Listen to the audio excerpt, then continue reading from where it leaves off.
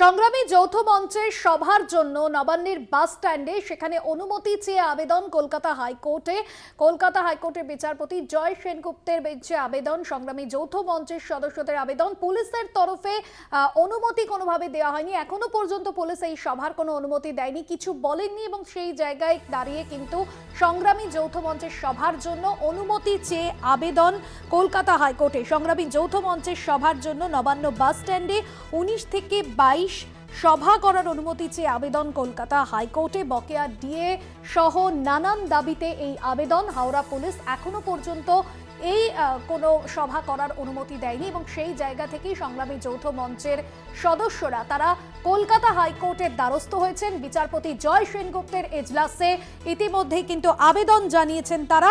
যদিও বিচারপতি জয় সেনগুপ্তের বক্তব্য, আপনারা ময়দানে বসে প্রতিবাদ করছেন আর হাওড়ার ওই জায়গা যথেষ্টই ব্যস্ত, তাই ওখানে বসার অনুমতি দেওয়া সমস্যা।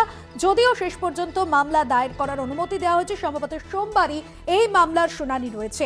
আগামী 19 থেকে 22 পর্যন্ত নবান্ন বাস স্ট্যান্ডে সভা করার অনুমতি চেয়ে আবেদন বিচারপতি জয় সেনগুপ্তের এজলাসে সংগ্রামী যৌথ মঞ্চের সদস্যদের। সংগ্রামী যৌথ মঞ্চের সভার জন্য নবান্ন বাস স্ট্যান্ডে সভা করার অনুমতি চেয়ে আবেদন কলকাতা হাইকোর্টের দ্বারস্থ সংগ্রামী যৌথ মঞ্চের সদস্যরা। পুলিশ অনুমতি না দেওয়াতেই কলকাতা হাইকোর্টের দ্বারস্থ হয়েছেন সংগ্রামী যৌথ মঞ্চের সদস্যরা। এর আগেও একাধিকবার সংগ্রামী যৌথ মঞ্চের সদস্যদের তরফে বকেয়া ডিএর দাবিতে বিক্ষোভ মিছিল করা হয়।